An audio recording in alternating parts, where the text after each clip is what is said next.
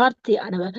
ஆதியிலே வார்த்தை, அந்த வார்த்தை தேவனிடத்திலிருந்து, அந்த வார்த்தை தேவனாயிருந்தது. ஜோவான் 1:1 சொல்கிறது. நிச்சயமாக இன்றைக்கும் அந்த வார்த்தை நமக்குள்ளே பேசிக்கொண்டு வார்த்தையானவர் நம்மோடு உறவாடி கொண்டிருக்கிறார், நம்மத்தின் நடுவில் இருக்கிறார். ஆமென். அடுத்ததாக நாங்கள் வார்த்தையின் வெளிச்சத்தோடு இணைய போன்றோம். உங்களோடு இலங்கை தேசத்தில இருந்து சகோதரி சுகுமாரி அவர்கள் இணைப்பில் இருக்கிறார்கள். அழைப்புகள் கொண்டு வந்து நாங்கள் வார்த்தையின் வெளிச்சத்தை காண்போமா? அழைப்போம். சிஸ்டர். சிஸ்டர்.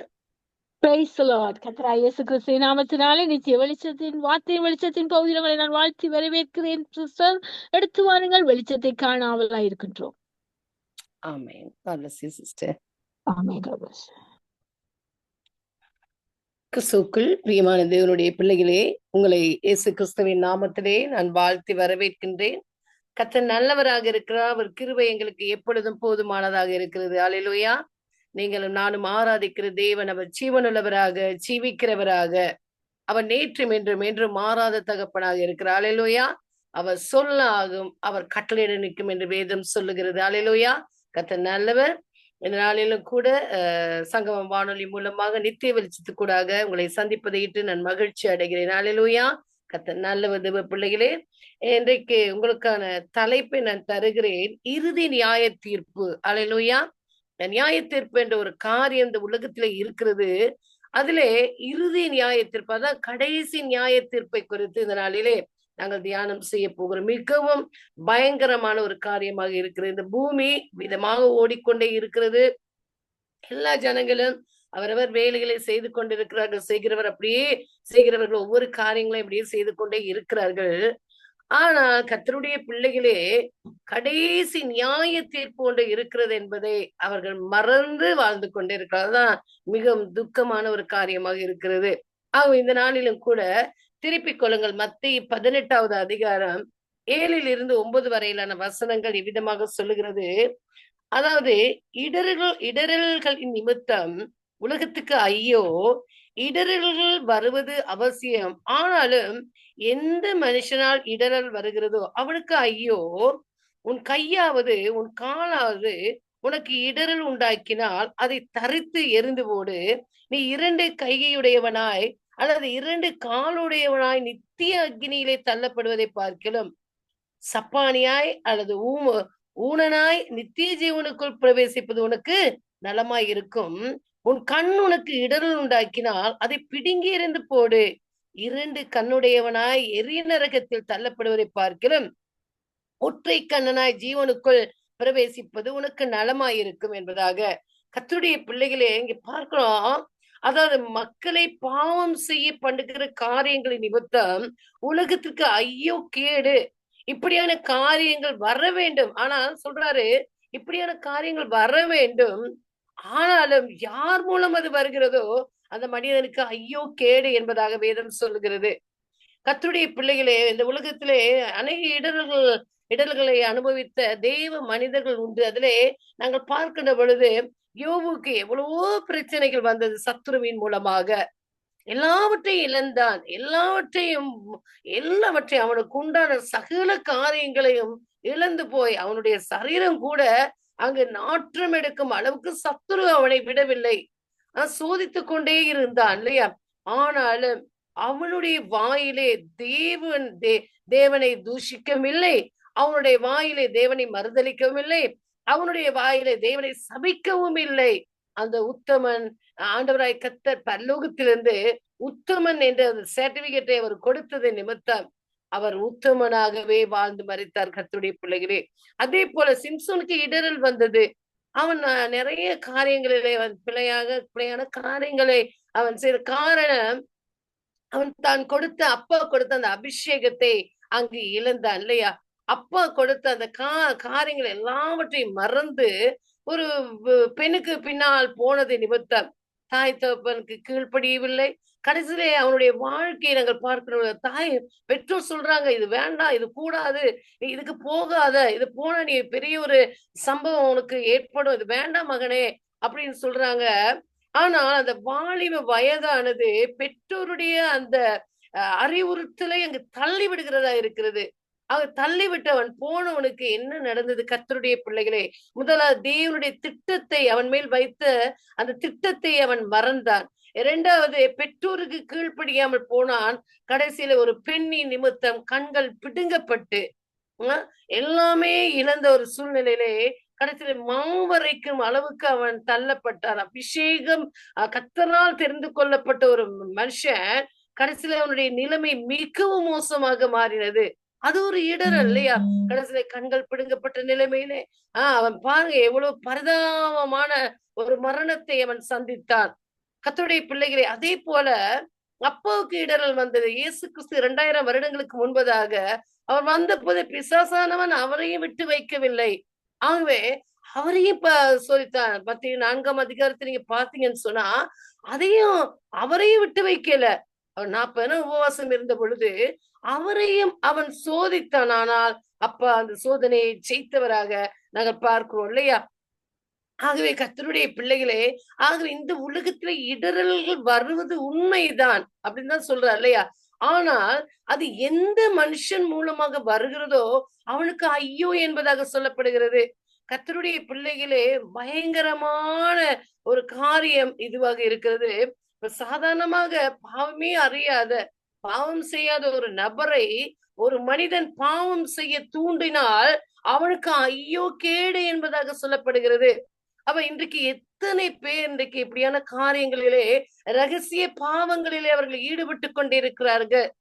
உலகத்துல நாங்கள் பார்க்கின்ற பொழுது கொஞ்சம் கொஞ்சம் அப்படி இப்படி நாங்க ஏதாவது ஒரு காரியத்தை கதைத்தோம் என்றால் பாவம் செய்வதற்கான சகலவித தூண்டுதல்களை அவர்கள் ஏற்படுத்துவார்கள். வாயின் வார்த்தைகள் மூலமாக காரியங்களை நடப்பிக்க பார்ப்பார்கள். வேதம் சொல்கிறது, பாவம் செய்கிறவனுக்கு ஐயோ, பாவம் செய்ய தூண்டுகிறவனுக்கு தூண்டுறான் பாருங்க, அவனுக்கு ஐயோ ஐயோ 2 தடவை அங்கு சொல்லப்ப கேடு கேடு என்பதாக. ஆகவே கர்த்தருடைய பிள்ளைகளே, இந்த உலகத்திலே நாங்கள் ஜீவிப்பது நல்ல காரியம். ஆகவே அது நல்லவற்றை நாங்கள் தெரிந்து கொண்டு நலமான காரியங்களை நாங்கள் வாழும் பொழுது நிச்சயமாக பரலோக ராஜ்யம் எங்களுக்குரியதுதான். அல்லேலூயா. இங்கதான் சொல்லப்படுகிறது. அவர் சொல்றாரு பாருங்க, அந்த மனிதனுக்கு யார் மூலமாக வருகிறதோ அந்த மனிதனுக்கு கேடு ஐயோ என்பதாக. இன்னொரு காரியத்தை சொல்ல பாருங்க, உனது கையோ அல்லது காலோ உன்னை பாவம் செய்ய பண்ணினால், உனது கையோ அல்லது காலோ அப்படின்னு சொல்ல, இந்த கை என்னென்ன காரியங்களை செய்கிறது? களவெடுக்கிறது இல்லையா? எவ்வளவு கொலை செய்கிறது, மற்றவர்களை அடிக்கிறது, ரத்தம் வருவதற்கு அடிக்கிறாங்க இல்லையா? ஆகவே ரத்தம் கண்ட உடனே தான் அவங்க காரியங்கள் அந்த கோபம் முடிகிறதாக இருக்கிறது. களவெடுக்கிறதுக்கு இந்த கை ஆரம்பிக்கிறது இல்லையா? இந்த கை பயன்படுகிறது. கால் பாருங்க, இது போகிறது, நடந்து போகிறது, போய் தான் அந்த காரியங்களை செய்கிறது. பாவம் செய்வதற்கு நடந்து போகிறது இல்லையா? பாவமான இடத்துக்கு அங்க போய் நிக்கிறது, போகக்கூடாத இடத்துக்கு கால் போகிறது, நடந்து போகிறது இல்லையா? செல்லக்கூடாத இடம் எது? தியேட்டர், சினிமா தியேட்டர்ல போய் அங்க உட்கார்ந்து இருக்கிறது, அந்த கால் நடந்து போய் அங்கு காரியங்களை நடப்பிக்கிறது. அங்கு கர்த்தருடைய பிள்ளைகளுக்கு இல்லையா குடி போதையில ஈடுபட்டு அங்க என்ன செய்யறாங்க? அந்த பார்களுக்குள்ளே போய் அங்க என்ன செய்யறாங்க? நிக்கிறார்கள். நிக்க கூடாத இடத்துல கால் எங்கே போகிறது? பாவம் செய்கிற இடத்துக்குள்ளே இல்லையா? ஆக பாருங்க, இவ்வளவோ இந்த உலகத்திலே கர்த்தருடைய பிள்ளைகளே பாவமான இடங்கள் இருக்கிறது. அந்த இடங்களுக்கெல்லாம் அந்த கால் என்ன செய்யுது? அப்படியே உறைந்தோடே போகுது. போய் அங்க போய் காரியங்களை செய்கிற இந்த கை. அப்பா என்ன சொல்லுகிறார்? இங்க பாருங்க, சொல்லப்படுகிறது, அதாவது உனது கையோ அல்லது காலோ உன்னை பாவம் செய்ய பண்ணின அதை வெட்டி எரிந்து போட்டுரு அப்படின்னு சொல்றாரு. உன் கை உனக்கு பிரச்சனை தருதா? வெட்டி போட்டுரு, பிரச்சனை கிடையாது. உனக்கு கால் உனக்கு இடரல் தருதா? வெட்டி போடு, பிரச்சனை கிடையாது. 2 கால்களையும் உடையவனாய் நித்திய நெருப்பிற்குள் தள்ளப்படுவதை பார்க்கலாம் ஊனமாய் முடமா நித்திய வாழ்விற்கு செல்வதே நல்லது அப்படின்னு சொல்றாரு. முடமா இருந்து உனக்கு கையும் ஏலாம காலம் ஏலாம அப்படியே கிடக்குற பாரு, அது போதும், நீ நித்திய அக்கினிக்குள்ள இருந்து அது தப்பி வைக்கப்படுவாய் என்பதாக. கர்த்தருடைய பிள்ளைகளே, உனது கண் உன்னை பாவம் செய்ய பண்ணினால் அதை தோண்டி எறிந்து விடுன்னு சொல்றாரு. தோண்டி சொல்றாரு. கண்ணு பாவம் செய்ய பாக்குதா? அநேக கெட்ட காரியங்களை பாக்குறதா?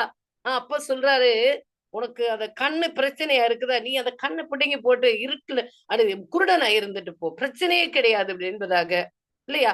ஆகவே கர்த்தருடைய பிள்ளைகளை அவர் சொல்றாரு, அதாவது 2 கண்களை உடையவனாய் நரகத்தின் நெருப்பிற்குள் தள்ளப்படுவதை விட ஒரு கண்ணுடன் நித்திய ஜீவனுக்குள் போவது, நித்திய வாழ்விற்குள்ளே போவது மிகவும் சிறந்தது என்பதாக அங்கு சொல்லப்படுகிறதாக இருக்கிறது. ஆகவே இது எல்லாமே இந்த உலகத்திற்குரிய காரியங்களாக, உலகத்திலே ஏற்படுகிற ஒரு காரியங்களாக இருக்கிறது. கர்த்தருடைய பிள்ளைகளே, பாருங்க, இதன் பிரதிபலனை நாங்க எங்க பார்க்க போகிறோம்? இறுதி நியாய தீர்ப்பிலே நாங்க பார்க்க போகிறோம்.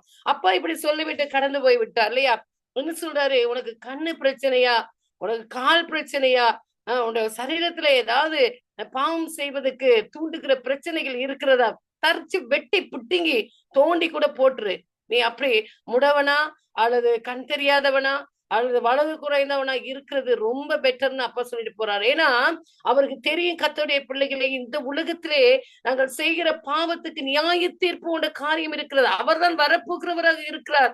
அவர் சொல்லுவதற்காக இந்த உலகத்திலே வந்த தெய்வம், எங்களுக்கு கற்பித்துக் கொடுப்பதற்காக இந்த உலகத்துக்கு வந்த தெய்வம், எங்களுக்கு ஆலோசனை கொடுப்பதற்காக இந்த உலகத்துக்கு வந்த தெய்வம், எங்களை நல்வழிப்படுத்துவதற்காக இந்த உலகத்துக்கு வந்த தெய்வம். வெறும் சுகத்தையும் அந்த காரியங்களை அவர் செய்துவிட்டு போவதற்கு வரல. கண் தெரியாதவனுக்கு பார்வை கொடுக்கிறதும், முடவனுக்கு அங்கு நடக்க செய்யறதும் அது அவருடைய ஒரு பகுதிதான், அற்புதத்தின் பகுதிதான். ஆனால் அவர் வந்ததே, கர்த்தருடைய பிள்ளைகளே, இறுதியிலே இந்த வானம் இப்படியே இருக்கிறது என்று நாங்கள் நினைத்துக் கொண்டிருக்கிறோம். ஒரு நாள் இந்த வானம், இந்த பூமி வெந்து உருகி இல்லாமல் போகிற ஒரு காரியம் வரப்போகிறதாக இருக்கிறது. ஆகவே அவர் முன்கூட்டியே அப்பா என்ன செய்யறாரு? எச்சரித்து விட்டு கடந்து போகிறார் இல்லையா? கடந்து போயிருக்கிறார். அவர் தான் வரப்போகிறவராக இருக்கிறார். அதுதான் இறுதி நியாய தீர்ப்பு. கர்த்தருடைய பிள்ளை இறுதி நியாய தீர்ப்புக்காக அவர் வருகிறவராக இருக்கிற. வெளிப்படுத்தல் 20வது அதிகாரம் 11-15 வரையிலான வசனங்களை வாசித்து பாருங்கள். அங்கு யோவான் கண்ட தரிசனமாக இருக்கிறது. பின்பு நான் பெரிய வெள்ளை சிங்காசனத்தையும், யாரு? யோவான் காண்கிறார். கர்த்தருடைய பிள்ளைகளே, அவர் தரிசனம் கண்டு கொண்டிருக்க, தரிசனம் கண்ட காரியங்கள் யாவற்றையும் அவர் எழுதிவிட்டு கடந்து போயிருக்கிறார் பரிசுத்தவான். அவர் சொல்லுகிறார், நான் பெரிய வெள்ளை சிங்காசனத்தையும் அதன் மேல் வீட்டிருக்கிறவரையும் கண்டேன். அவருடைய சமூகத்திலிருந்து பூமியும் வானமும் அகன்று போயின. பாத்தீங்களா? இன்றைக்கு காண்கிற இந்த பூமியும் வானமும் கர்த்தருடைய பிள்ளைகளே அப்படியே அகன்று போகிறதாக இருக்கிறது. இது ஒரு நாளும் இந்த நாங்கள் காண்கிற இந்த வானமும் பூமியும் நிலை பெற்று இருக்கவே இருக்காது. ஏனென்றால் இந்த வானமும் பூமி ஒரு நாள் அப்படியே அகன்று போகிறதாக இருக்கிறது. ஆகவே இங்க பாருங்க, சொல்றாரு, அவருடைய சமூகத்தில் இருந்து பூமியும் வானம் அகன்று போயின, அவைகளுக்கு இடம் காணப்படவில்லை. அவைகளுக்கு இடம் இல்லை. கர்த்தருடைய பிள்ளைகளே, பெரிய ஒரு ஒரு அரியணையில அங்க அவரு காண்ற ஒரு காரியம், அதுல அமர்ந்திருக்கிறவரை அவர் காண்றாரு. பூமியும் வானமும் அவர் முன்னிலையிலிருந்து அப்படி விலகி ஓடின என்பதாக சொல்லப்படுகிறது. அவற்றுக்கு இடம் ஒன்றும் இருக்கவில்லை. பாத்தீங்களா? நாங்கெல்லாம் நினைக்கிறோம் இந்த வானம் பூமி அப்படியே இருக்க போகிறது என்பதாக. இது இருக்கிற பறவைகள், இது இருக்கிற மிருகங்கள், ஊரும் பிராணிகள், அழகிய ஒரு உலகம் இல்லையா? இந்த உலகம் அப்படியே இருக்க போகிறது என்பதாக நாங்கள் நினைத்து கொண்டு வாழ்ந்து கொண்டிருக்கிறோம். கர்த்தருடைய பிள்ளைகளே, கர்த்தருடைய சமூகத்தை விட்டு எத்தனை தடவை வெளியே ஓடிட்டு வாரோம், எத்தனை தடவை நாங்க அப்பாவுக்கு விரோதமான பாவங்களை செய்யறோம், இருந்த இடத்துல எங்களுடைய சிந்தனைகளில எத்தனை பாவமான காரியங்களை செய்கிறோம். ஆகவே சிறு வயதில் இருந்தே நாங்கள் செய்கிற பாவங்கள் அங்கு எழுதப்பட்டு கொண்டே இருக்கிறது என்பதை நீங்களும் நானும் மறந்து போக கூடாது. கர்த்தருடைய பிள்ளைகளே, இந்த உலகம் தருகிற சந்தோஷம், சமாதானம் நிரந்தரமானது கிடையவே கிடையாது. ஆகவே ஒரு நாள் நியாய தீர்ப்பு என்ற ஒன்று இருக்கு. அதுதான் இறுதி நியாய தீர்ப்பு என்பதாக அங்கு சொல்லப்படுகிறது. நியாய தீர்ப்பு கிடையாது, அது இறுதி நியாய தீர்ப்பாக இருக்கு. முடிஞ்சு போயிட்டு கடைசியில பாருங்க என்ன நடக்கிறது என்பதாக. பாருங்க, இன்னொரு காரியத்தை நான் சொல்லுகிறேன். 12 பாருங்க. மரித்தோராகிய சிறியோரையும் பெரியோரையும் தேவனுக்கு முன்பாக நிற்க கண்ணை இப்ப யோவான் பாக்குறாரு. இப்ப எல்லாரும் மறிச்சு போயிட்டாங்க இல்லையா? என்ன பொறுத்த மட்டும் என்னுடைய ஃபர்ஸ்ட் குழந்தை, என்னுடைய அம்மா அப்பா, என்னுடைய ரத்தங்கள், ஆகவே அவங்க மறிச்சிட்டாங்க. ஆகவே நாங்க மறிச்சு போயிட்டாங்கன்னு சொல்லி நாங்க நினைக்கிறோம். இன்னைக்கு எத்தனையோ தெரிந்தவர்கள் மறித்து போகிறார்கள், நாங்கள் நேசித்தவர்கள் மறித்து போகிறார்கள், எங்களுக்கு வேண்டியவர்கள் மறித்து போகிறார்கள். எல்லாம் மறித்தவங்க அப்படியே மறித்து போயிட்டு தான் இருக்கிறாங்க. ஆண்டவருடைய வருகையில அவங்க எழும்புவாங்க, நான் காணுவேன் அப்படின்னு சொல்லி நாங்க சொல்றோம். மரண வீட்டுக்கு போய் பாருங்க, அவங்க அங்க நடக்கிற பிரசங்கத்தை என்ன சொல்லுவாங்க? இந்த மறித்து இதோ நாங்கள் அடக்கம் பண்ணப்படுகிறோம், ஒரு நாள் ஆண்டவர் வரும் பொழுது அவங்க மகிமையோடு எழும்புவார்கள். உண்மைதான் கர்த்தருடைய பிள்ளைகளே, மகிமையோடு எழும்புவார்கள். ஆனால் உயிரோடு இருக்கும் பொழுது என்னென்ன நன்மைகளை செய்கிறவர்களோ அந்த நன்மைக்கு ஏற்ற பிரதிபலனை அவர்கள் அறுப்பார்கள். தீமையை விதைக்கிறவன் தீமையை அறுப்பான் நியாய தீர்ப்பு நாளிலே, இறுதி நியாய தீர்ப்பு நாளிலே. அவன் மருத்துவங்க அப்படியே இருக்க மாட்டாங்க இல்லையா? இவ்வளவு நமக்கு அதாவது எண்ணிக்கை கூட எங்களுக்கு தெரியாது. அந்த அளவுக்கு ஜனங்கள் நாளுக்கு நாள் மரணத்தை தழுவி கொண்டே இருக்கிறார்கள், மரணத்துக்குள்ளே பிரவேசித்துக் கொண்டே இருக்கிறார்கள். ஆனால் இங்க யோவான் காண்கிற ஒரு காரியத்தை பாருங்க. அவர் சொல்லுகிறார், மரித்தோராகிய சிறியோரை என்னுடைய சின்ன குழந்தைய அதையும் நம்ம காணதான் போறோம்.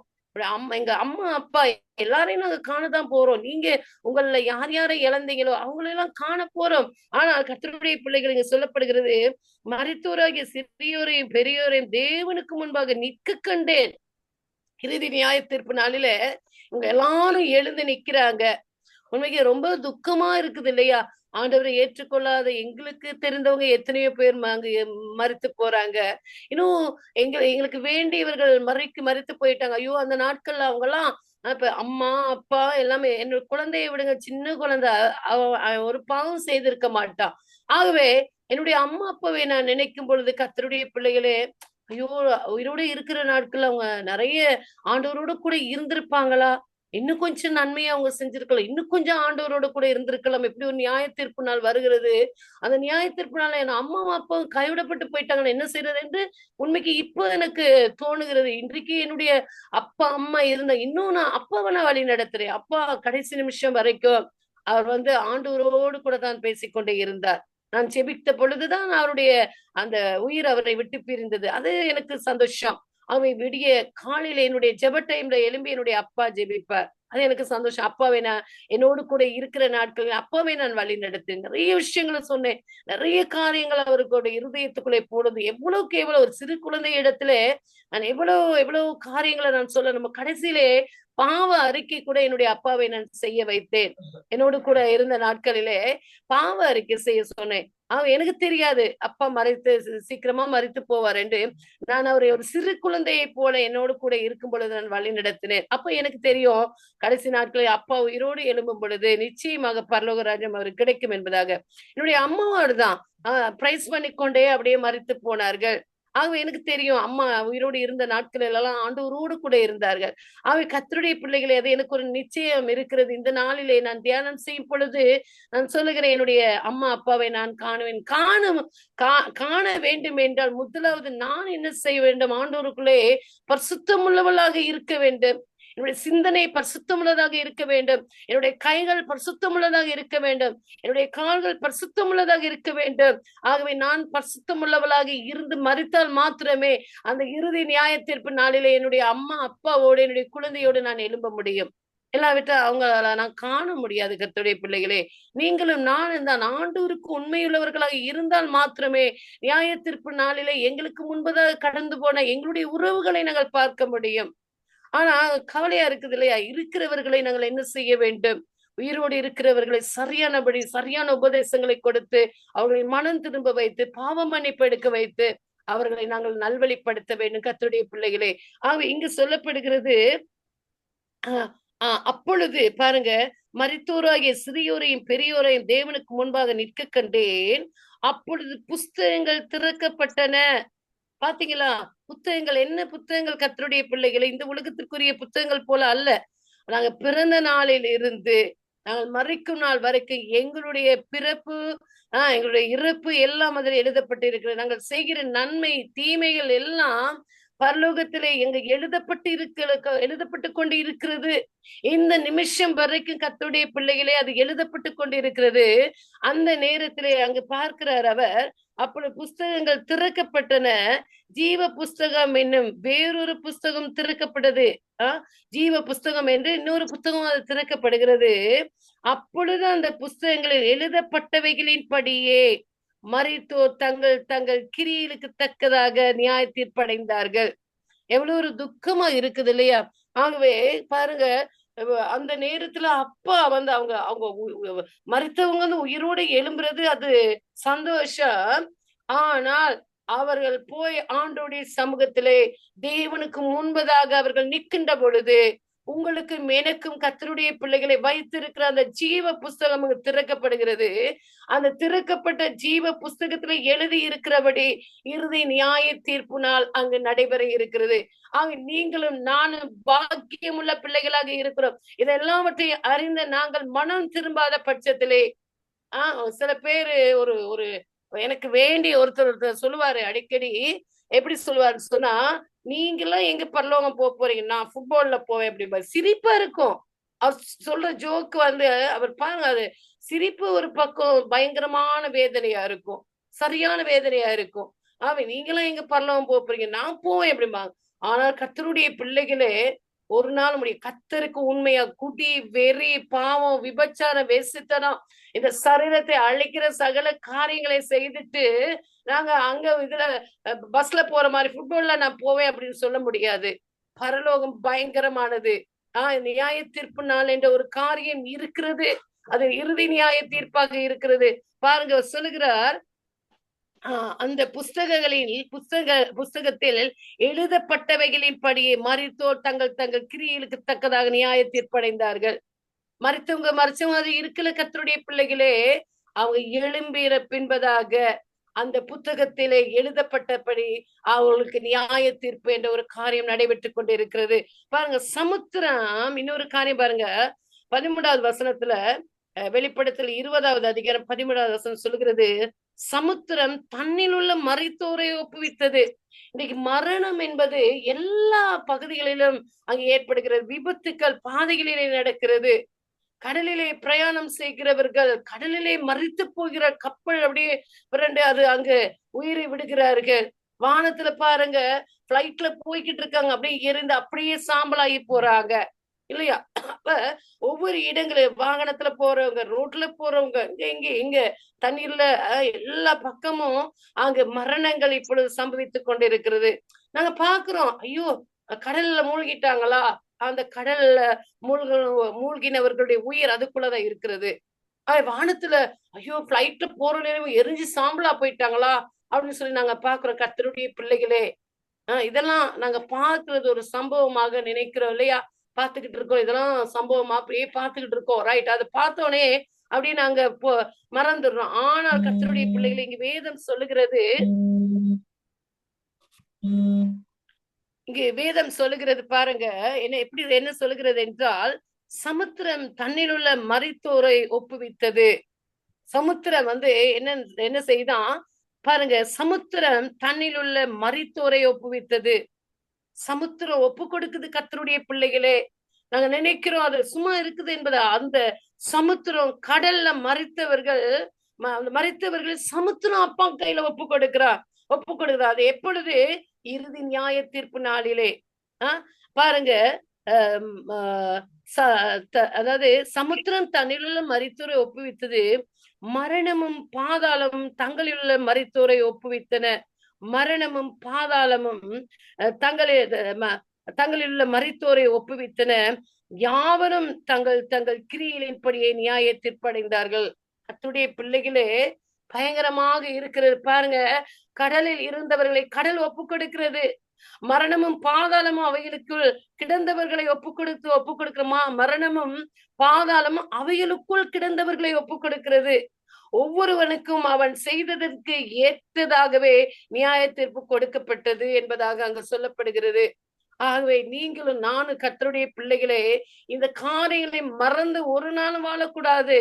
இன்றைக்கு ஆண்டவருடைய வருகை இல்ல, ஆனா நாங்க நல்லா புசித்து குடித்து விபச்சாரம் பண்ணி வேசித்தனம் பண்ணி எல்லாம் வியாபாரத்துல கள்ள தராச போட்டு பொய்யான விலைகளை போட்டு விற்று எல்லா காரியங்களையும் செய்து விட்டு, ஆண்டவரே சோத்திரம் நான் ஆண்டவருக்குள்ளதான் இருக்கிறேன், நான் ஆண்டவருக்குள்ள பரிசுத்த ஆவியானவரு கூட தான் இருக்கிறேன் என்று சொல்லி நாங்கள் மரித்தோம் என்றால், நியாய தீர்ப்பு நாளிலே கர்த்தருடைய பிள்ளைகளே, நீங்களும் நானும் கணக்கு ஒப்புவிக்கிறவர்களாக இருக்க. ஆகவே இந்த நிமிஷத்திலே இதை நான் வாசிக்கிறேன், நான் மனம் திரும்ப வேண்டும். நீங்க கேட்டுக்கொண்டிருக்கிறீங்க, இந்த நிமிஷத்திலே நீங்கள் மனம் திரும்ப வேண்டும். இல்லாவிட்டால் கர்த்தருடைய பிள்ளைகளை மரணம் எங்களை சந்திக்கும் முன்பதாக நாங்க மனம் திரும்ப வேண்டும். இல்லாவிட்டால் இறுதி நியாய தீர்ப்பு நாளிலே நாங்க அனுபவிக்க வேண்டிய காரியங்களை அனுபவிச்சுதான் ஆகணும். ஒரு நாளும் நாங்க மரித்து அப்படியே படுத்திருந்து அது முழுக்க அப்படியே இருந்துட்டு மரித்தோர்கள் தேவனை துதியார்கள் என்பதாக சொல்லப்படுகிற வண்ணமாக அப்படியே அதுக்குள்ள தூங்கி இருந்துட்டு ஆண்டவர் வருகையில நான் மகிமையோடு எழுந்திருப்பேன். ஒரு நாள் அப்படி சொல்லாதீங்க. இந்த சரீரம் அழிய அப்படிக்குள்ள அதை போயிருவோம். ஆனால் ஆண்டவருடைய நியாய தீர்ப்பு நாளிலே மகிமையோடு தான் எழும்புவோம். ஆனால் நியாய தீர்ப்பு என்ற ஒரு காரியம் இருக்கிற அதுதான் பரலோகத்துக்கு போவதா நரகத்துக்கு போவதா என்ற ஒரு காரியத்தை அங்கு ஏற்படுத்தக்கூடியதாக இருக்கிறது. அங்க பாருங்க இன்னொரு காரியம். அப்பொழுது மரணமும் பாதாளமும் அக்கினி கடலிலே தள்ளப்பட்டன. இது 2ஆம் மரணம் என்பதாக. அப்பொழுது மரணமும் பாதாளமும் அப்படியே அக்கினி கடலிலே தள்ளப்பட்டது என்பதாக. பின்பு மரணமும் பாதாளம் நெருப்பு கடலில் தள்ளி எரிந்து விடப்பட்டன என்பதாக அங்கு பொருள்படுகிறது. கர்த்தருடைய பிள்ளைகளே, இந்த நெருப்பு கடலே 2ஆம் மரணம் என்பதாக அங்கு சொல்லப்படுகிறது. ஆகவே 15வது வசனத்தை பாருங்க. ஜீவ புஸ்தகத்தில் எழுதப்பட்டவனாக காணப்படாதவன் எவனோ அவன் அக்கினி கடலிலே தள்ளப்பட்டான். முடிஞ்சிட்டு தள்ளப்பட்டான் அப்படின்ட்டு. அதுல எந்தவித காரிய மாற்றமும் கிடையாது. ஆகவே கர்த்தருடைய பிள்ளைகளை ஜீவ புஸ்தகத்திலே யாருடைய பேராவது எழுதியிருக்க காணப்படாவிட்டால் அவன் நெருப்பு அக்கினி கடலிலே தள்ளப்பட்டான். அவ்வளவுதான், முடிஞ்சிட்டு. எவ்வளவு ஒரு பயங்கரமான ஒரு காரியமாக இருக்கிறது. இது எல்லாவற்றையும் அறிந்த நீங்களும் நானும் பாக்கியமுள்ள பிள்ளைகளாக இருக்கிறோம். ஒவ்வொரு நாளும் கர்த்தருடைய பிள்ளைகளே நாங்கள் தேவனுடைய சமூகத்திலே பாவ அறிக்கை செய்ய வேண்டும். ஒவ்வொரு நாளும் எங்களை புதுப்பித்துக் கொள்ள வேண்டும், உணர்வடைய வேண்டும். பாவம் செய்யறோம் ஏதாவது இல்லாட்டி இன்னைக்கு நாங்க பாவமே செய்திருக்க மாட்டோம், ஒரு விதமான காரியங்களையும் செய்திருக்க மாட்டோம். ஆனால் எங்களுடைய சிந்தனைகள் நிமித்தம் நாங்க போய் அதை பண்ணிருக்க மாட்டோம். ஆனா சிந்தனைகளை நிமித்தம் குழந்தைகள் வாலிப பிள்ளைகள் தாய் தகப்பனுக்கு தெரியாம செய்யற ரகசிய பாவங்கள், வாலிபர்கள் ஆகின பிறகு நடுத்தர வயது உள்ளவர்கள் குடும்பஸ்தர்கள் போய் காரியங்களை செய்கிற நிறைய காரியங்களை செய்யறாங்களே, கூட்டி போது அது இது நிறைய காரியங்கள். வீட்டுல இருக்கிற பெண்கள் கூட மற்றவர்களை குறித்து தேவையற்ற வார்த்தைகளை பேசுவது, ஒருவருக்கு ஒரு விரோதமாக பேசுவது, அவங்கள பத்தி பேசுறது, இவங்களை பத்தி பேசுறது, வீட்டுக்குள்ள இருந்து உங்களுக்கு தெரியுமா அவங்க இப்படி, உங்களுக்கு தெரியுமா இவங்க இப்படி, அவங்க இப்படி, பொறாமை எரிச்சல் எல்லாமே அடங்கி இருந்தால் கர்த்தருடைய பிள்ளைகளே அது பாவம் தான். ஆகவே நாங்கள் ஒவ்வொரு நாளும் அந்த நாள் முடிவதற்கு முன்பதாக 10 மணி 12 மணி தான் அடுத்த நாளை குறிக்கிறதா இருக்கு. 11 மணி வரைக்கும் எங்களுக்கு டைம் இருக்கிறது. ஆகவே நாங்கள் 10ல இருந்து 11:55 வரைக்கும் எங்களுக்கு டைம் இருக்கிறது. ஆகவே அந்த நாளிலே நாங்கள் செய்த ஏதாவது பாவங்கள் ஏதாவது பிழைகள் இருக்கும் என்றால் தேவனுடைய சமூகத்திலே போய் அறிக்கை செய்துவிட்டு இனி அதை செய்யாதபடி பார்த்து கொள்ள வேண்டும். அவருடைய ரத்தத்தினால் கழுவி எங்களை ஒவ்வொரு நாளும் சுத்திகரித்து புதுப்பித்து ஆண்டுடைய சமூகத்திலே புதிய ஒரு குழந்தையை போல நாங்கள் ஆண்டுடைய சமூகத்திலே ஒவ்வொரு நாள் நின்றோம் என்றால் நான் நினைக்கிறேன் கர்த்தருடைய பிள்ளைகளே, இறுதி நியாய தீர்ப்பு நாளிலே நாங்கள் மறித்தால் கூட தேவனுடைய சமூகத்திலே போய் அங்க நிற்க முடியும் என்பதாக. ஆகவே பாவம் இல்லை என்பவனால் எங்களை நாங்கள் வஞ்சிக்கிறவர்களாக இருக்கிறோம். ஆனால் கர்த்தருடைய பிள்ளைகளே அதை அறிக்கை செய்து விட்டு விட வேண்டும் என்பதாக அப்ப சொல்லுகிறார். இது பாவம் நிறைந்த உலகம் இல்லையா? சின்ன பாவம் எங்களுக்குள்ள இருக்கிறது. என்னுடைய அப்பா, அதாவது ஆதாம் ஏவாள் செய்த அம்மா அப்பா செய்த பாவம் அப்படியே துண்டு தொட்டு வந்து கொண்டேதான் இருக்கிறது. அது சின்ன சுவாமாக இருக்கிறது, அதை யாராலும் மாற்ற முடியாது. ஆனால் கல்வாரின் ரத்தம் அதை மாற்றக்கூடியதாக இருக்கிறது. இந்த உலகத்துல எந்த ஒரு காரியத்தினால் மாற்ற முடியாத ஒரு காரியத்தை அப்பாவுடைய கல்வாரின் ரத்தம் மாற்றக்கூடியதாக இருக்கிறது. ஆகவே கர்த்தருடைய பிள்ளைகளே, இந்த நாளை நான் உங்களிடத்திலே தயவாய் கேட்டுக்கொள்கிற விஷயம், நீங்களும் நானும் பாக்கியம் பெற்ற பிள்ளைகளா இருக்கு. மரித்தவங்களை குறிச்சு ரொம்ப கவலையா இருக்குது. இன்னும் ஆண்டவரை பற்றி சொல்லி இருக்கலாம், இன்னும் ஆண்டவரை பற்றியான காரியங்களை சொல்லி அவர்களை வழிநடத்தி இருக்கலாம். அதோட கூட இருங்க. வயோதிப நாட்கள்ல கர்த்தரோடு கூட இருங்க. தீமையான காரியங்களை செய்யாதீங்க, நன்மையான காரியங்களை ஒவ்வொரு நாளும் செய்யுங்க. நீங்க மரித்தோன அங்க ஆண்டுடைய நியாய தீர்ப்பு நாள் என்ற ஒரு காரியம் இருக்கிறது. அதிலே நீங்கள் ஆண்டுடைய சமூகத்திலே அங்க நிற்கணும், பரலோக ராஜ்யம் உங்களுக்கு கிடைக்கணும். ஆகவே கர்த்தருடைய பிள்ளைகளே, ஒரு இன்டர்வியூ போற நேரம் எல்லா தகைமைகளும் இருந்தா தான் அந்த ஜாபுக்கு நாங்க தகுதி உள்ளவர்களா இருப்போம். அதே போல பரலோகத்திலே சில தகைமைகள் இருக்கிறது. பரிசுத்தம் என்ற காரியம் எங்களுடைய வாழ்க்கையில இல்லாவிட்டால் பரலோக ராஜ்யம் ஒரு நாளும் கிடைக்காது. ஆக இந்த நாளிலே மனம் திரும்புவோம் கர்த்தருடைய பிள்ளைகளே. இந்த வார்த்தையை கேட்கிற நீங்களும் நானும் மனம் திரும்புவோம். அந்தந்த நாளுக்குரிய காரியங்களை ஆண்டுடைய சமூகத்துல ஒப்பு கொடுப்போம். பிழையில்லாதபடி கரைத்திரையற்ற ஒரு வாழ்க்கையை விரும்புவோம். அதிலே நாங்கள் பயணம் செய்வோம். இது இறுதி நியாய தீர்ப்பு நாளிலே அங்கு நியாயம் தீர்க்கப்படும் பொழுது நாங்கள் பரலோக ராஜ்யத்துக்கு கடந்து போக வேண்டும். அல்லேலூயா. ஆகவே ஆண்டுடைய சமூகத்துல ப்ரே பண்ணுங்க. எந்த நாளும் எந்த நேரம் ஜெபிங்க. அழிந்து போகிற ஆத்துமாக்களுக்காக ஜெபிங்க. சத்தியம் சொல்றீங்களா? ஒரு நாளைக்கு யாருக்காவது ஒருத்தருக்கு சத்தியத்தை சொல்லிக்கிட்டே இருங்க கர்த்தருடைய பிள்ளைகளே. யாருக்காவது எவருக்காவது ஏதாவது சொல்லிக்கொண்டே இருங்க. இந்த இந்த காரியங்கள்லாம் சொல்லுங்க. அது தெரியாது. இது மறைக்கப்பட்ட ஒரு காரியமாக இருக்கு. இன்றைக்கு சர்ச்சில் கூட இப்பேற்பட்ட ஒரு காரியங்களை சொல்லிக் கொடுக்க மாட்டாங்க. இது கட்டாயம் ஆலயத்துல வந்து சொல்லிக் கொடுக்கணும். அப்பதான் ஜனங்களுக்குள்ள ஒரு பயம் பெறும். ஜனங்கள் தங்களுடைய பாவ வாழ்க்கையிலிருந்து மனம் திரும்புவார்கள். இதெல்லாம் முத்திரை போடப்பட்டு வைத்திருக்கிறது. இந்த புத்தகம் வெளிப்படுத்துற புத்தகத்தை எல்லாம் திறக்கவே மாட்டாங்க. அந்த காரியங்கள்லாம் சொன்னா ஜனங்கள் வரமாட்டாங்க ஆலயத்துக்கு. காணிக்கை தசமபாகம் குறைந்து போய்விடும் என்பதாக. ஆனால் கர்த்தருடைய பிள்ளைகளை சத்தியத்தின்படி சொல்லிக் கொடுக்கும் பொழுது ஒரு 10 பேராவது ஆண்டோடைய சமூகத்துக்குள்ள போயிருவாங்க பரலோகத்துக்கு இல்லையா? அதை நாங்கள் நினைத்து வாழும் பொழுது கர்த்தர் எங்களை ஆசீர்வதிப்ப நல்ல ஆத்துமாக்களை எங்களுக்கு கொடுப்பாரை நடத்தும்படியாக. அல்லேலூயா. நீங்களும் நானும் பரலோகத்துக்குள்ளே போக வேண்டும் என்றால் இறுதி நியாயத்தீர்ப்பு என்ற ஒரு காரியம் இருக்கிறது என்பதை மறவாதபடி ஒவ்வொரு நாளும் தேவ சமூகத்திலே நாங்கள் நிற்போம். அல்லேலூயா. திறப்பிலே நிற்போம் கர்த்தருடைய பிள்ளைகளே. தேசத்துக்காக ஜெபிப்போம், மற்றவர்களுக்காக ஜெபிப்போம், அழிந்து போற ஆத்துமக்களுக்காக ஜெபிப்போம். எல்லா காரியங்களையும் நாங்கள் செய்யும் பொழுது கர்த்தருடைய பார்வையிலே தாவீதை போல இவள் என்னுடைய இருதயத்துக்கேற்ற மகள், இவன் என்னுடைய இருதயத்துக்கேற்ற மகன் என்ற ஒரு காரியத்தை நாங்கள் பெற்றுக்கொள்ள முடியும். அல்லேலூயா. தொடர்ந்து ஜெபத்திலே விழித்திருங்கள். கர்த்தர் தாமே உங்கள் யாவரையும் ஆசீர்வதிப்பாராக. ஆமென். God bless you. ஆமேன், ஆமேன், ஆமேன். நன்றி சிஸ்டர், நன்றி. அருமையான வார்த்தையின் வெளிச்சத்துல நமக்கு வெளிச்சத்தை வெளிப்படுத்தினீர்கள், கற்றுக் கொடுத்தீர்கள். நித்தம் ஒவ்வொரு நாளும் நாங்கள் பாவம் மன்னிப்பின் நிச்சயத்தை பெற்றுக்கொள்ள வேண்டும், வெளிப்பாய் இருக்க வேண்டும். எங்களுக்கு கண் இடரல் உண்டாக்கினார், அந்த கண்ணை பிடுங்கி போடன்னு சொல்றேன். கால் இடர் உண்டாக்கி அதை தடுத்து போட சொல்றேன். இந்த கண்கள் இச்சை, கண்கள் இச்சை, மாம்ச இச்சை, ஜீவனத்தின் பெருமை. இதை கல்வாரி சிலுவையிலே கர்த்தர் ஜெயித்தார். அதை ஜெயமெடுத்த தகப்பன் பிள்ளை நாங்கள் இன்றும் ஜெயமெடுத்து வாழ வேண்டும் என்றதுக்காகத்தான் அவர் அப்படியான காரியங்களை நமக்கு வெளிப்படுத்துகிறார். இன்னும் மனம் திரும்புவோம், பரிசுத்தமாய் வாழ்வோம். அவருடைய வருகை